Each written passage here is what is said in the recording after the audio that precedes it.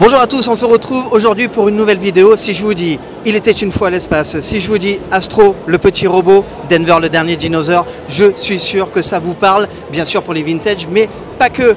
On y va? Let's go!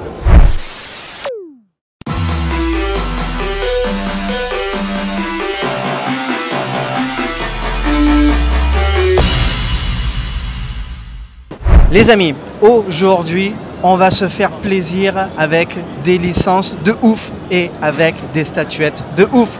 Je suis avec Joël Arnichard. Joël, bonjour. Bonjour à tous, salut Francky. Quel plaisir de te retrouver. Et bien partagé. Depuis le temps qu'on se suit. Exactement. Saint-Germain-des-Fossés, je crois, la toute première fois. Et bien t'as plus de mémoire que moi. Il me semble, il me semble. Ouais, on s'est vu plein de fois effectivement. Et j'avais repéré un petit nono, le petit robot qui était absolument extraordinaire. Qui était extraordinaire. Aujourd'hui, en tout cas, c'est vraiment un réel plaisir de te retrouver parce que depuis Saint-Germain-des-Fossés, en tout cas, il s'est passé énormément de choses. C'est vrai. Et tu nous as concocté et vous avez fabriqué des figurines absolument extraordinaires. On va vous faire des gros plans tout à l'heure et on va vous montrer un petit peu la qualité. Mais je tenais vraiment à ce qu'on se voit aujourd'hui et qu'on puisse un petit peu parler de tes figurines parce que, je te le dis, on a quand même des résultats complètement fous. Vous nous avez fait des produits de folie avec des finitions de folie et je pense que ça méritait bien qu'on se fasse une petite vidéo et surtout qu'on le partage avec tous les internautes et tous nos amis qui sont derrière bien sûr la caméra, qui sont surtout derrière leur petit écran. Eh ben je suis ravi. Ton aventure, elle a démarré il y a combien de temps? Moi, mon aventure perso dans la peinture, ça remonte maintenant à plus de 15 ans. Parce que à l'époque où tu me connaissais, justement, tu me voyais, je faisais mes petites peintures, voilà. C'est ça. Ensuite, l'aventure CFR Studio, ça remonte à 2019. Donc en fait, on a commencé fin 2019, juste avant le Covid, donc la moins bonne période possible. On a perdu quasiment un an, on va dire. On a tous perdu du temps. Voilà, c'est le jeu.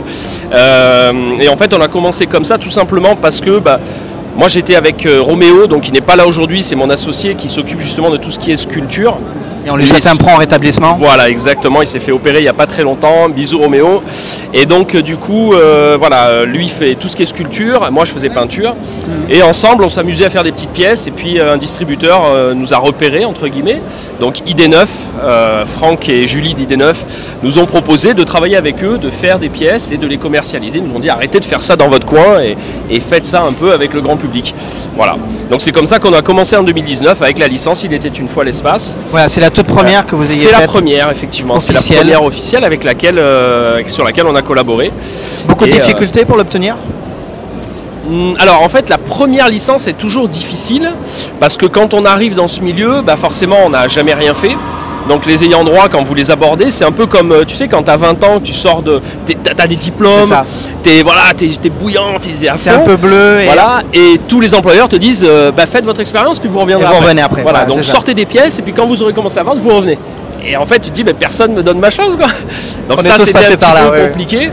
Et en fait, c'est vrai que donc, le studio Procidis qui a fait donc, toutes les séries Il était une fois, ils ont été adorables. En fait, dès le début, on est arrivé. Ils ont vraiment cru. Ouais, en fait, ce qu'on a fait, c'est qu'on avait abordé un peu le truc différemment. On s'est présenté à l'époque avec un métro déjà tout fait. Et donc, c'est vrai que des fois, tu sais, on peut parler de choses. Hein. On peut dire je sais faire ci, je sais faire ça, mais quand tu arrives et que tu le montres, ça a un autre impact. Effectivement, tout de suite, ils nous ont dit oui, c'est vrai que ce genre de pièces, on n'en a jamais fait. C'est vraiment, la résine, c'était pas quelque chose qu'ils avaient fait. Ils avaient fait beaucoup de produits dérivés, de jeux, de choses comme ça. Et donc, ça leur a plu. Et voilà, on est parti comme ça sur métro. Ça a fait mouche en tout cas, oui. Écoute, ouais. Non, on est assez content, quoi. Et puis ensuite, une fois qu'on a fait Il était une fois l'espace, on s'est dit, là, ça nous a ouvert des portes, effectivement, et on a pu travailler sur d'autres licences, toujours vintage. Le deuxième, c'était? C'est Astro. C'est bien Astro, ouais, c'est ça. Alors, ce qu'on voulait faire aussi, c'était, comme on avait commencé avec une licence française, alors Il était une fois, c'est connu internationalement, mais c'est vrai que c'est quand même une création française de base. On s'est dit, tiens, pourquoi pas une licence japonaise? Astro, ça s'y prêtait bien, c'est un personnage qu'on voulait faire aussi depuis longtemps. Donc on est parti sur Astro, et après on a dérivé sur Denver, Amérique, États-Unis. Donc là on est parti sur une licence américaine, donc comme ça nous permettait de... Voilà. J'avance un peu vite, mais c'était pour la petite histoire. Mine de rien, ces deux licences en tout cas sont quand même typées vintage. C'était vraiment une volonté? Tout à fait. En fait avec Roméo, on s'est rencontrés en 2016. Quand on a commencé à s'amuser comme ça, à faire des petites pièces, et en fait il n'y avait rien sur le vintage, enfin rien, il n'y avait pas grand chose en tout cas dans le milieu de la résine. Et puis nous on s'est dit tiens, on avait envie en fait de faire des pièces de ce que nous on imaginait dans nos vitrines qu'on ne trouvait pas, si tu veux. Donc on s'est dit tiens, j'aimerais bien ça, j'aimerais bien ça, un métro, c'était pour pallier vraiment un manque. Il n'y avait pas grand chose, donc on s'est dit que si nous ça nous manquait, peut-être que ça manquait aussi à d'autres. Et puis après le temps est passé, le temps de créer CFR Studio, d'autres studios ont également commencé à travailler sur des produits vintage. Aujourd'hui on n'est pas les seuls, même si c'est un peu notre marque de fabrique. Oui. Mais il y a des licences qui sont déjà faites par d'autres studios, et aujourd'hui je dirais presque qu'on en voit beaucoup, quoi. C'est plus aussi rare que ce que ça pouvait l'être. On en voit pas mal. Après je dis pas ça pour brosser dans le sens du poil, de toute façon vous le savez, en face ils le savent, quand je dis quelque chose c'est que je le pense. Je ne fais pas de la flagornerie en tout cas. Non, mais je te connais, je le sais bien. Mais oui, il existe beaucoup en tout cas de résine, rarement quand même, moi je trouve personnellement dans cette qualité d'exécution, avec en plus des prouesses techniques, ou du moins il y avait quand même des petits points, on le verra un peu plus tard tout à l'heure, il y avait des petits points très, très compliqués qu'il fallait contourner, et en tout cas moi je trouve dans cette qualité là j'en vois pas beaucoup. Il y en a des très bien en tout cas. C'est gentil, merci bien. Pour moi, je sais que tu as une belle collection, donc ça donc c'est bien ça. Monsieur est connaisseur, on est là. Voilà. Non, mais c'est vrai qu'après, il y a des petites complications techniques des fois, et on s'en rend pas toujours compte quand on est de l'autre côté. En tant que collectionneur, on a l'impression que c'est facile. Ça l'est pas. Ça l'est pas. Le métro que vous aviez présenté, il était déjà dans cette conception-là? Ah, du tout. Voilà. Ah, du tout. Il était. Alors, je l'ai toujours. C'est un modèle que j'ai gardé qui est dans notre showroom. Et en fait, c'était un modèle. Le proto. Voilà, c'est un modèle qui n'était du coup pas approuvé puisqu'on les rencontrait pour leur montrer. Donc, il n'avait pas tout à fait cette forme. Il était un petit peu plus rond, un peu plus bouteille d'orangina, on va dire. Et en fait, il n'avait pas les ailes séparées comme là. Là, le modèle aujourd'hui, en fait, il a été énormément complexifié par rapport au départ. C'est-à-dire qu'au début, toutes les ailes étaient collées. J'ai envie de dire que dans sa conception, il n'était pas très compliqué, quoi. Voilà. Mais l'idée, c'était surtout de leur montrer à quoi ça pouvait ressembler, le côté brillant, etc. Et puis après, en discutant, on s'est dit, tiens, ce serait bien que... je crois même que c'est Jean Barbeau qui nous avait proposé les bras de mémoire. Je sais plus. Alors, Jean, il avait proposé que le personnage soit penché un petit peu, parce qu'il voulait qu'il soit provocateur. Ouais. Et il me semble que c'est lui qui avait proposé les bras aussi au début. C'est vrai que c'était un peu dans le caractère du personnage aussi. C'est vrai. Et nous, on s'est dit, c'est vrai que les bras, on les voit pas beaucoup dans l'animé. Dans la série, il sort les bras quand il est en mode combat ou des choses. Mais c'est vrai que globalement, à 80%, on va dire qu'il n'a pas les bras. C'est ça. Donc on voulait pouvoir retirer les bras, mais ça voulait dire mettre des aimants. Tout ça, il y a eu plein de petites complexités au fil. Pardon, je bouge beaucoup. Tu es un peu italien, non? Oui, c'est ça. Tu as tendance à... Voilà. Et tu remarques au début, on est très figé, et puis dès qu'on commence à parler de ce qu'on aime, c'est la passion. C'est la passion qui gagne. Donc oui, je disais, du coup, ça nous a emmené à enlever les petites ailes, et voilà, on se retrouve avec un personnage aujourd'hui qui est livré dans un coffret tout démonté, tout en parties séparées, où la personne va monter son métro et assembler sa pièce. On peut le mettre l'aile, enlever l'aile avant, la mettre, les bras, voilà. Donc il y a 4 positions différentes du personnage. Tout ça, c'était pas prévu du tout. Et avec même des détails à l'intérieur, puisque tout à fait, on voit le moteur. Voilà. Et ça, c'est pareil, c'était pas prévu au départ. Mais on s'est dit, qu'est-ce qu'on fait? Est-ce qu'on sort une pièce plus rapidement, qui va être simple, peut-être plus abordable aussi en termes de prix? Ça, on va pas se mentir. Plus c'est simple, et forcément, voilà. Et puis non, on s'est dit que ça valait le coup de faire une pièce un peu plus compliquée, plus plus comme on aimerait l'avoir dans notre collection, quoi, tout simplement. Je pense que le collectionneur, est quand même féru de ce genre de petits détails. C'est les petits détails cachés qui font que... C'est ce que les gens nous ont dit, en tout cas. Et c'est là où on sent justement la passion, on sent l'amour derrière. Et forcément, avoir ce genre de produit, on se dit, oui, mais il y a le petit détail qui va bien. Donc, il y a du cœur qui a été mis derrière. Et ça, on le ressent. C'est vrai que c'est assez important. Même si c'est effectivement des choses qu'on ne voit pas quand il est exposé. Mais encore une fois, comme on peut le démonter, etc., une semaine on peut le mettre comme ça, et puis la deuxième semaine, si on a envie, on peut le mettre dans une autre position. Voilà. C'est ça qui est extraordinaire, quoi. Le nez, ça a été un casse-tête. Ouais, le nez, tout à fait. Le nez, ça a été un petit peu compliqué parce que dans l'animé, alors déjà, il faut savoir que dans les dessins animés de l'époque, on regarde un épisode, on en regarde un autre, le personnage n'a pas la même morphologie. Ça, c'est typique de l'époque, c'est-à-dire que à un moment il est très écrasé. Tout à fait. À un moment il est très écrasé, à un moment il est très allongé, à un moment il a les bras qui sortent, il y a une boule au milieu, il y a un autre épisode, il n'a pas la boule. Bon, donc à un moment il faut faire un choix, il faut faire valider auprès des ayants droit, et puis on se met d'accord. Et c'est vrai que le nez, à des moments, il a vraiment le nez très allongé. d'autres moments un petit peu moins, mais c'est vrai que globalement c'était très allongé. Il fallait réussir à faire tenir le nez sans que ça tombe toutes les 2 secondes. Et sans que ça casse surtout. Sans que ça casse. Donc voilà, là on a utilisé une résine qui est très souple pour le nez, qui permet justement, on appelle ça la résine PU, donc c'est une résine qui est très très souple et qui permet justement d'éviter la casse, parce qu'au début, bingo, on mettait le nez, il suffit de forcer un peu, paf, bon, ça casse, allez, on recommence. Donc voilà. C'est pas forcément le nez qui a été le plus compliqué, ça a été plus les roulettes. Ah ok. Ouais. Ah bah tu parce vois, qu'en fait, non, parce que tout simplement les roulettes, quand alors vous verrez sur les images, pour ceux qui connaissent pas, mais en fait elles supportent tout le poids du personnage. Donc dans l'animé c'est pareil, à des moments on voit les roulettes, elles sont très très fines. Le problème c'est que si on fait très fin, le poids c'est pas bon. À des moments elles sont plus épaisses. Enfin voilà, il y avait vraiment ce compromis à trouver. Au début elles étaient collées au personnage, mais c'est pareil, ça engendre de la casse dans les livraisons. Voilà. Donc là tout était en partie séparé et je pense qu'on a trouvé vraiment le bon compromis. Mais tout ça c'est du temps quoi. La résine comme elle est là en termes de poids. Bonne question, je te remercie vraiment de l'avoir posée.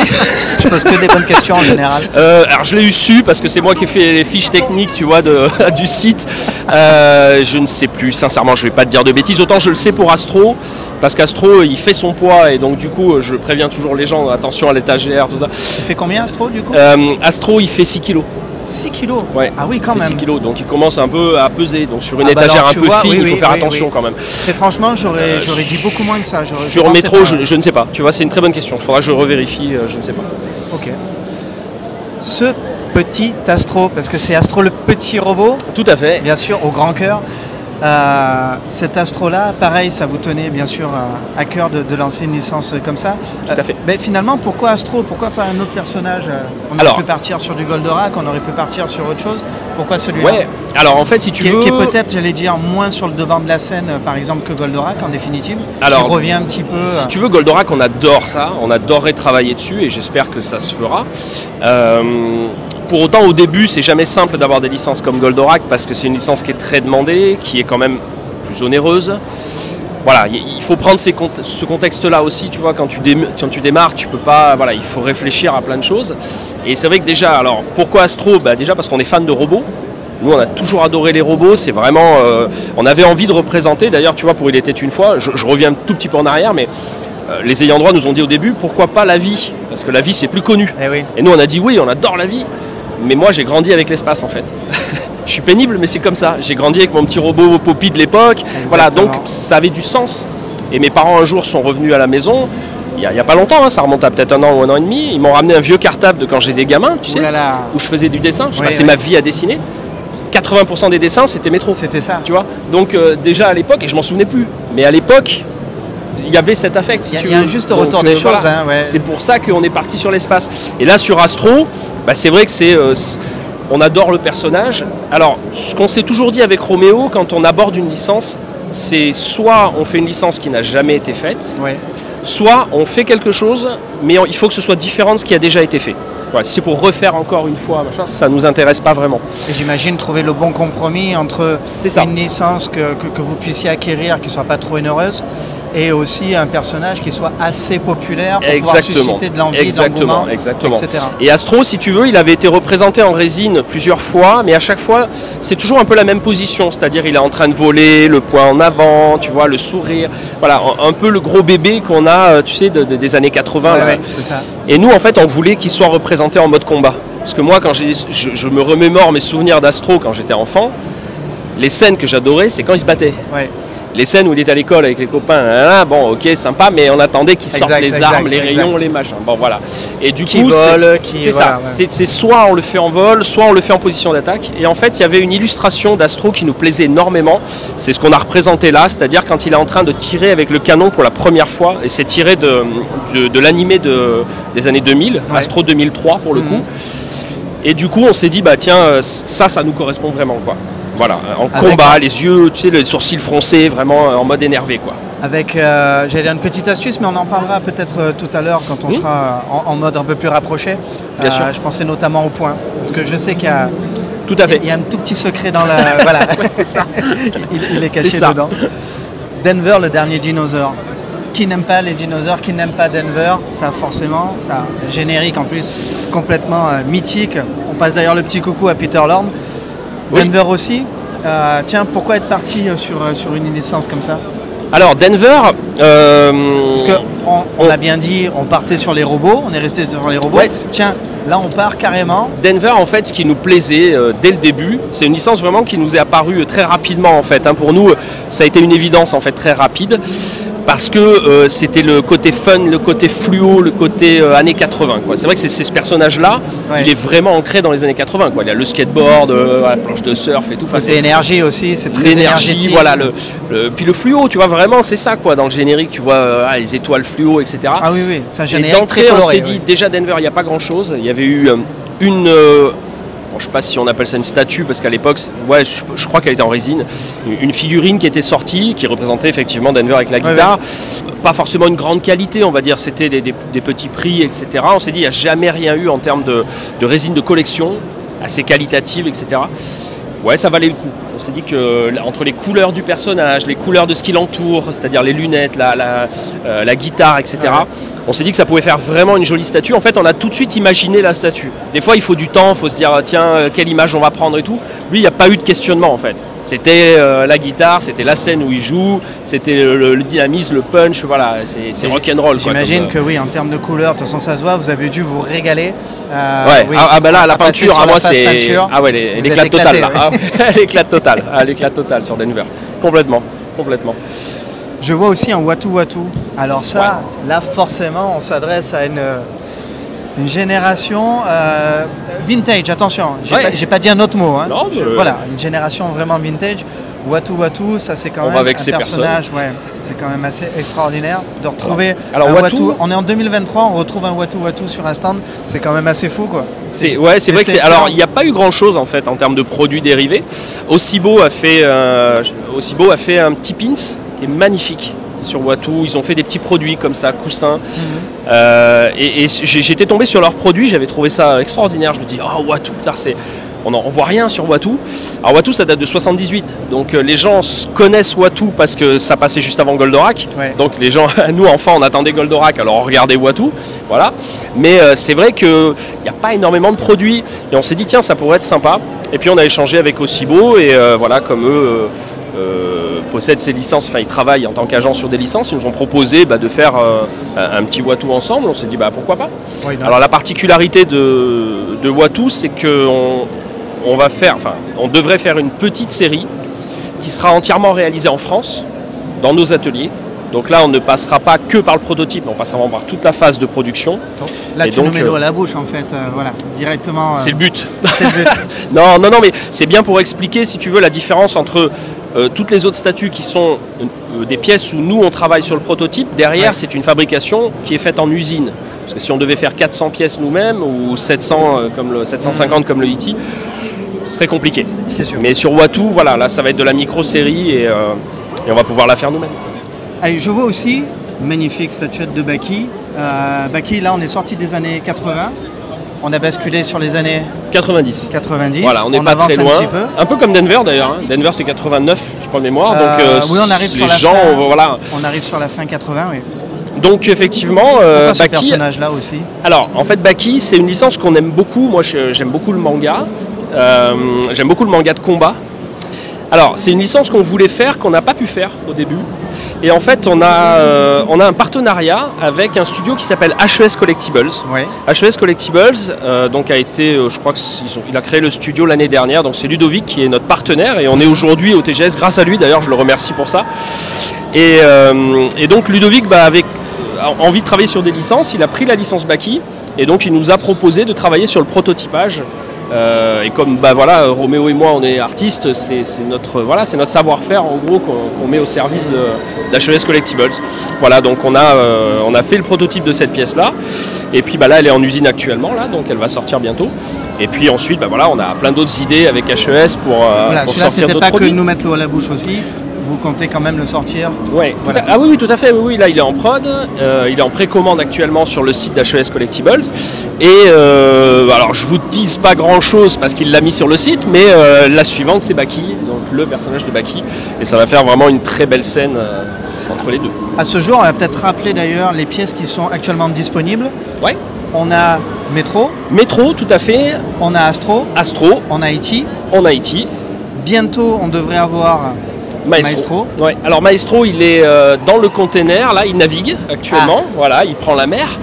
Et normalement, il arrive le 4 décembre chez notre transporteur en Belgique. Et donc, dans nos entrepôts en Pour France, la fin d'année, autour du pas 6 loin. décembre, on commence à livrer. Donc, tous les gens qui ont réservé à partir du 6-7 décembre, Super. ça part, ils ont leur cadeau, ils peuvent mettre ça au pied du sapin tranquillement. Très très bien. Voilà. Pour le Denver, Alors, pour le Denver,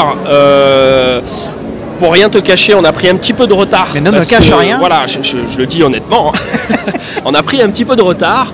Là, l'usine nous en... Ça, c'est les samples d'usine. Ce qu'on appelle les samples d'usine, c'est-à-dire que nous, on fait les prototypes, on envoie à l'usine nos protos, et eux vont nous les dupliquer, nous renvoyer un exemplaire qu'on va valider ou pas. Et c'est souvent ce qui prend du temps dans la production. Et là, en fait... et c'est ce qui vous permet aussi de voir, quand vous le recevez d'ailleurs, en termes d'emballage, de peut-être de casse, de choses comme ça, tout à fait. de voir si justement ça a bien tenu, si Exactement. ça vous sert aussi. Oui, pour c'est ça. comme ça qu'avec Métro, justement, on a revu les roulettes plusieurs fois parce que ça arrivait, il y avait toujours un problème de roulettes. Ah, voilà, ok. On s'est dit, bon, il y a un problème soit avec la boîte, soit il faut enlever les roulettes du personnage, il faut, voilà. Et donc, tu as tout à fait raison. Et là, si tu veux, Denver, ça a pris un petit peu de temps. Là, maintenant, c'est bon, la production se lance et on va attaquer la précommande à partir de mercredi. Alors, Ok. c'est un modèle qu'on a présenté sur notre site ou qu'on a présenté sur les salons depuis un petit moment. Donc, là, on sent que les gens commencent à s'impatienter un peu et nous dire, bon, alors quand est-ce que là, ça arrive là maintenant, hein, c'est bien de nous le montrer, mais... De toute façon, voilà. j'imagine, parce que pour ceux Bon. qui l'ont effectivement précommandé, oui, quand on l'a sous les yeux, là, on a vraiment une pièce fabuleuse, quoi. Oui, tous les amoureux de Denver, et tous les amoureux, j'allais dire, de ces séries des années 80-90, comment ne pas tomber amoureux d'une figurine comme ça, quoi. C'est extraordinaire. Donc, alors, en plus, j'imagine leur impatience. Ça, Oui, c'est clair. alors, et après je comprends parce que, en fait, pour te donner quelques détails, quand on a créé CFR Studio, il y avait une condition, c'était de ne pas faire de précommande. En fait, ce qu'on voulait, c'était faire la production, et quand les pièces arrivaient, voilà, les gens pouvaient l'acheter, et il n'y avait pas d'attente, entre guillemets, entre j'ai payé, j'attends X années avant d'avoir mon produit. Voilà, l'idée c'était ça. Et en fait, on s'est aperçu que les gens demandent la précommande. Ce que je peux comprendre aussi parce que c'est le mécanisme que fait quasiment tout le monde aujourd'hui. Même si aujourd'hui les studios sont en train de revenir sur ça et sont en train de venir plutôt au système comme nous on le fait, c'est-à-dire on sort la pièce et on la met en vente après. Est-ce que c'est pas justement une difficulté, par exemple pour vous, en termes de production, c'est-à-dire les précommandes en général servent bien sûr à alimenter pour pouvoir être plus efficace sur la production. Tout à fait. Mais est-ce que cette chose-là ne vous a pas manqué? Alors en fait, justement, c'est la force qu'on a eue au début, c'est que quand on a discuté avec donc nos partenaires ID9 qui s'occupent de la distribution auprès des professionnels, c'est là qu'en fait on a pu faire ce système-là, c'est parce qu'ils nous ont aidés, c'est-à-dire qu'ils nous ont parrainés, ils nous ont accompagnés depuis le début, que ce soit sur le choix des licences, que ce soit sur le choix de la position de la statue, etc. C'est-à-dire qu'on les consulte à chaque fois, mais aussi financièrement. Oh, et donc, quand un studio fait une série et va faire une précommande, c'est parce qu'il y a un moment, il y a besoin aussi de cette trésorerie pour lancer ça. C'est voilà, tout le monde l'a bien compris, c'est le fonctionnement. Et nous, c'est vrai qu'on a pu éviter ça justement grâce à l'aide de ce partenaire, quoi. Alors là, par contre, pour Denver, comme on a un peu de retard, voilà, on va lancer quand même la réservation, on va dire ça comme ça, à partir de la semaine prochaine. Et les pièces arriveront l'année prochaine, enfin en milieu d'année, quoi. Là, la prod est déjà lancée, donc il n'y a pas de stress, mais au moins les gens auront leurs pièces sécurisées. Parce que parfois on nous dit mets-moi-en une de côté quand même, tu me mets sur la liste mais en premier. Voilà, et c'est compliqué de faire ça parce que si on met une date de départ, c'est compliqué de dire voilà, allez, je vais faire passer un tel. Là c'est des petites séries donc c'est compréhensible. Voilà, c'est compliqué. Ouais. Donc là on va le faire comme ça de manière officielle, chacun aura réservé sa pièce et puis voilà, après le temps que ça se produise et puis ça arrive tranquillement, quoi. D'accord. Si on revient sur le Maestro, voilà, tu as dit qu'il était en plusieurs parties. Donc c'était essentiellement les ailes qu'on voit sur les côtés, c'est ça? Oui. Pas les ailes d'en dessous, hein, c'est vraiment les ailes. Alors en fait, c'est les 4 petites ailettes. C'est les 4 qui sont là. Voilà, les 4 ailettes arrivent séparément. Et également l'aile avant. Ok. Voilà. C'est elle qui, bien sûr, recouvre le moteur. Exactement. Et qui cache Donc le moteur. en fait, au moment du montage, on peut soit mettre l'aile avant avec les 4 petites ailes, exactement comme on l'a fait là, ou alors on ne met pas l'aile avant et on met les 4 petites ailettes. Du coup, ça laisse le moteur apparent, comme dans la scène où il combat Golden Bar et Golden Bar lui arrache l'ailettes. Là, je fais appel à tes vieux souvenirs. Ouais, je sais pas si tu te souviens de ça. Et du coup, il a le moteur à l'air en fait, hein, et puis voilà. Donc on a voulu retrouver le moteur à l'air. J'aime bien cette expression. Oui, c'est joli. C'est joli. Non, nous on a le ventre à l'air, lui il a le moteur à l'air. Et voilà, on a voulu retrouver aussi cette petite scène là. Et puis voilà, comme je te disais tout à l'heure, un système d'aimant, hop, voilà, il y a un aimant qui est intégré en fait dans l'aile des côtés, ce qui permet, hop, voilà, de venir positionner sans que ce soit visible. Excellent. Ah, le système, bravo. Voilà. Ok, ah ouais, c'est vraiment top. C'est vrai qu'aujourd'hui, les systèmes d'aimants sont quand même assez fabuleux.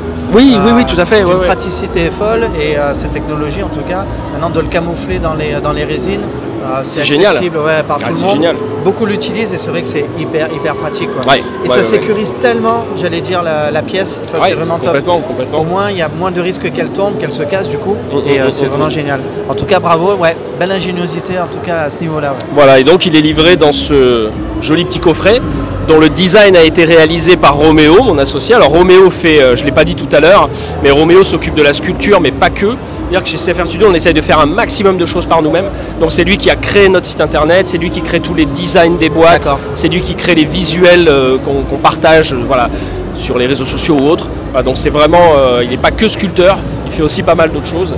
Et voilà, vous voyez le design de la boîte, on voulait vraiment quelque chose qui est vraiment super, d'assez sympa, qui rappelle les 40 ans. Vous pouvez noter d'ailleurs quelque chose, regardez la taille du métro, regardez la taille de la boîte derrière, ce qui veut bien dire, j'imagine qu'il y a tout ce qu'il faut en termes de protection compartimenté pour que vraiment vous puissiez recevoir le produit dans un état irréprochable. Donc il y a vraiment aussi un très grand soin.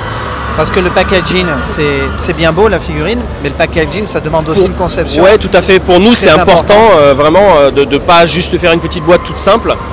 Pour nous, le packaging il fait partie intégrante. Là, on est sur de la pièce de collection, donc on veut vraiment que l'expérience du collectionneur, quand il reçoit la pièce, ça fait partie de... Voilà, c'est pas juste une boîte qu'on ouvre rapido, c'est... Voilà.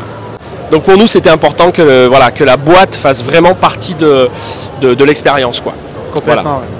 Donc du coup, on a un magnifique Maestro qui est à côté. Pareil au niveau des, on va dire des deux cheveux qui partent comme ça. Pas trop de difficultés à ce niveau-là? Alors non, alors c'est tout simplement sur la production finale. C'est un fil qui est en métal. Oui. Donc il n'y a pas de risque de casse. Franchement, même pour Métro, on n'a eu aucun problème là-dessus. Il n'y a aucun souci. Parce que là aussi, c'est du métal. Hein, c'est du métal. Ouais, c'est du métal, donc il n'y a pas de souci de casse ou quoi. Non, pas de difficulté. Voilà. Non, à ce niveau-là, il n'y a pas de souci. On s'est dit que c'était même plus simple que ce soit comme ça, plutôt que de la résine qui risquerait de casser ou autre. L'effet rend très bien en métal. Donc, oui, voilà. Au moins, il y a la finesse que vous vouliez, j'imagine. Oui, tout à fait. Sans aucun problème. Ouais. Donc, du coup, les amis, je vous laisse aussi apprécier ce magnifique Denver. Regardez-moi cette bouille. On a envie d'y pincer les joues. Voilà, que vous voyez en 2 tailles, du coup. Et en plus, exactement, en 2 tailles. Alors ça, on n'en a pas parlé tout à l'heure, mais c'est vrai que sur Denver, ça a été une des complexités qu'on a eues. On a parlé de complexité, tu sais, tout à l'heure. Et effectivement, la complexité, c'était la taille. C'est qu'en fait, comme on est parti sur des échelles 1/6, Denver, il est grand. Oui, donc 1/6, ça fait la taille que vous voyez là. Hein. Donc au total, on est sur 42 cm. On s'est dit que le tarif, forcément, allait être plus élevé. Et aussi, au niveau de la taille, ça fait une pièce un peu plus grande. Oui.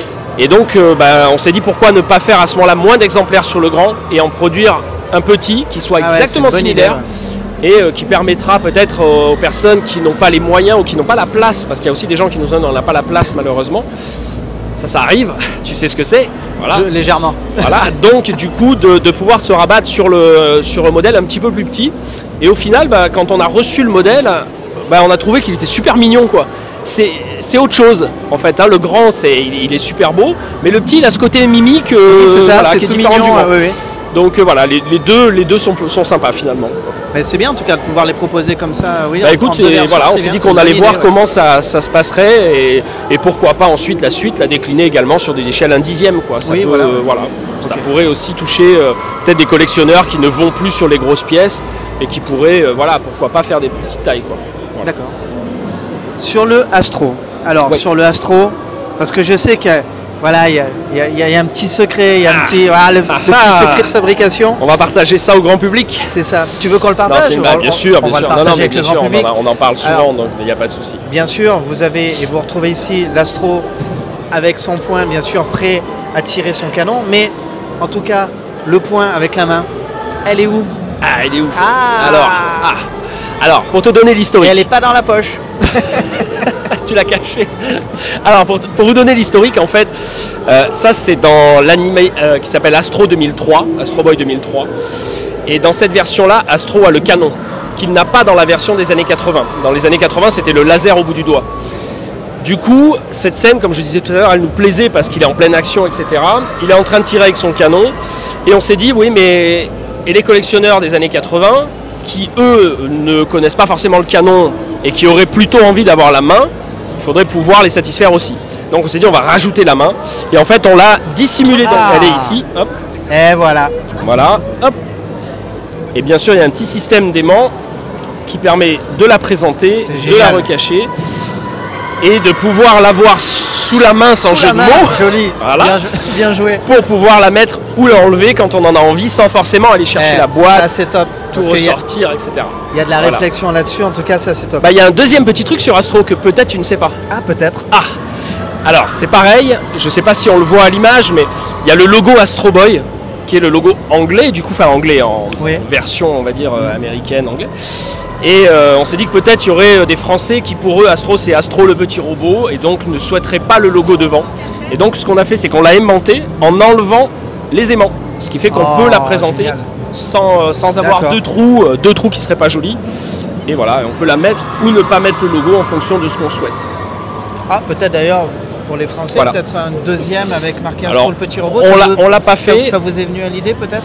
Je t'avoue qu'on y a pensé. Le problème c'est qu'à chaque fois qu'on rajoute des choses, ça rajoute du coût.